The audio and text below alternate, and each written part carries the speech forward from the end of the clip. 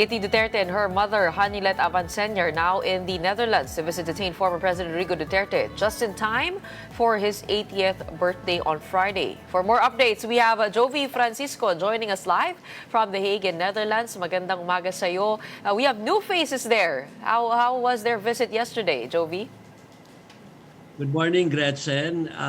Yes, yung ina-expect na pagpunta rito ng mga kaanak ay nagsimula na nga.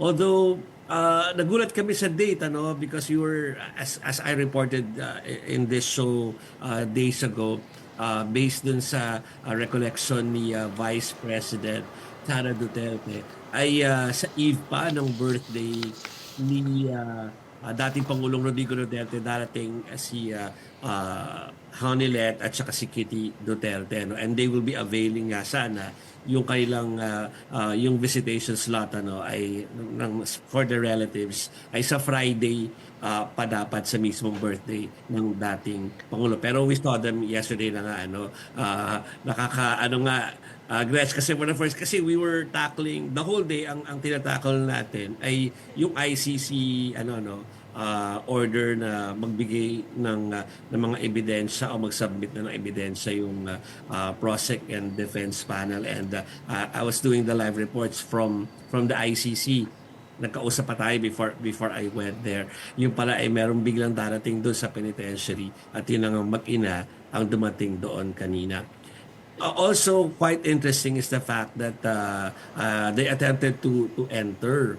Kasi ang alam ko nga, naka-reserve yung slot for Friday pa. So siguro na sumubok lang sila, Gretchen, na baka payagan sila. Pero apparently hindi. Kaya sila nag-spend ng more time outside. You know, I know you're familiar with this area. Naka-cordon off na yan, naka-barikada na.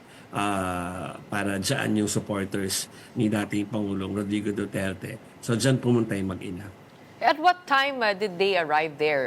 Kasi actually, pag nandyan kami mga 9+, si Senator Robin Padilla nandyan din, parang nag-aantay din ng approval na siya ay makabisita. So sila naman, what time sila dumating, and did they mention anything about, emailing, waiting for a chance to get that approval during that day? Or hindi ba kayo kinausap ni Kitty at saka ni Ms. Hanilet? Dumating sila right after lang ng frontline Pilipinas. So mga tanghali, Gretchen, they didn't talk to the media. May conscious effort na or decision yon nung dalawa na hindi makipag-usap sa media, pero napag-alaman nga ng mga fellow reporters natin dito na pumasok nga doon to inquire about the possibility. Pero yun na nga, alam natin na merong pag-email yan, para may prior scheduling. So hindi rin sila nakapunta. So nag-spend na lang sila ng time dyan sa labas. So siguro mga more than an hour sila na nag-spend ng time dyan sa area designated for the supporters. Kita mo, Gretchen, may barricade na. Oo nga. Bakit nga may barricade na at parang dumami lalo yung tao sa labas? So did they expect the two to come on that day kaya dumami bigla? Walang nag-expect kasi nga nagbigay ng date si Vice President Duterte na at least tomorrow pa sila darating. Pero konti lang nung una yan, yung iba sa kanila nandun sa ICC nagpo-photo opportunity doon sa ICC, doon sa iconic na parang facade doon, tapos may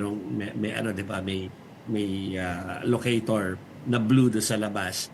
Nandun sila nung nabalitaan nila na dumating doon, so sabay-sabay kami nagpunta papunta sa penitentiary, at kaya dumami ng ganyan. Actually, mas marami nga today than yesterday at saka nung Monday. Any sightings of Senator Robin Padilla and also the lawyer, Nicholas Kaufman? Nicholas Kaufman, wala.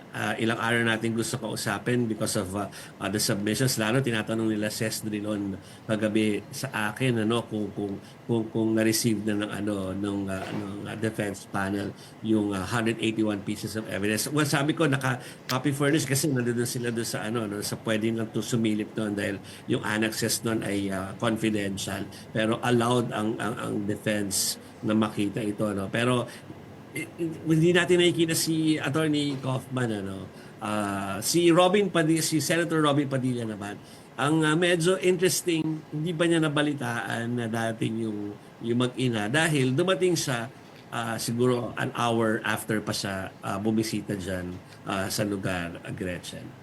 Okay, are there more solid plans over the birthday of the former president tomorrow? Meron bang mga pinaplano yung mga nakasama mo dyan? And also, the other side, I remember there was something scheduled by the pro-human rights groups there.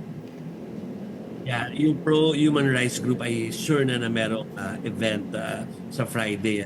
Alam ko morning ito, no, bilang parang kung ano yung mangyayari dito ay parang kasabay ng mga mangyayari sa iba't ibang parts ng Europe, na kanilang kinalampag na magkaroon ng ganitong surprise parang protest rally or to show yung kailang suporta sa anti-Duterte sentiment. So sure na yon, we'll be covering that also. Tapos dito tayo mahati, Gretchen, kasi sinusulong talaga ng Vice Presidente yung picnic sa park. Pero at the same time, alam natin na kailangan bantayan ang penitentiary dahil alam natin na nakaschedule at allowed na pumasok yung family. At least yung dalawang bagong dating na sila inilista for that day. So, parang dalawa yung aabangan mo. Medyo malayo yung park versus at saka penitentiary. Oo, wala pang kumpirmado pero aabangan natin yan kung anong mga kaganapan na bukas in the 80th birthday of the former president. Ikaw ba ay nakakapasok dun sa barikada? Parang nasa labas lang kasi yung video eh. Pwedeng pumasok doon pero kasi para ano ba tawag doon? Kasi ito na nga, susunod na sabihin ay hindi pwede mag-interview pero pwede kang makimarites or pwede kang makinig doon sa conversation. Hindi naman bawal. Since malapit sila dyan sa parang barikada, nakaupo, so minabuti ko na dyan ako pumasok. Pero pwede kang pumasok dyan sa loob. We're allowed to do that. Saka allowed ng police or authorities ng The Hague at saka nitong lugar na to na ang media can go around. Basta media ka, you can go around, you can do live anywhere. Wag lang doon sabi mo nga, sa bike lane, bawal siyempre. No? Pero parang pwede kami kahit malapit doon sa door ng penitentiary ay pwede rin. No? So, speaking of yung pwede kaming makinig doon sa mga pag-uusap nila, dalawa lang siyempre, no? Honeylet, the common law partner of the former president. Talaga sa bawat lalapit sa kanya, thank you maririnig sa kanya. Wala naman masyadong ikinuwento, no? Pero si Kitty, parang natanong ng mga kababayan natin na OFWs kung ano yung wish niya para sa kanyang ama, no, sa darating na birthday. Ang sinabi niya, sana kumakain na sa loob, kahit ano pa yan ay kainin doon sa loob ng penitentiary. Wala daw matigas ang ulo. Tsaka syempre gusto niya good health para sa father niya. Wala kayo nakikitang nadala nilang pasalubong na pagkain? Wala, alam mo, wala po. Pero kasi may sasakyan na nakapark malapit. It's a yellow, ano ba yung kotse ko dati? Alam mo yun, yung blue ko na kotse na merong gulong sa likod.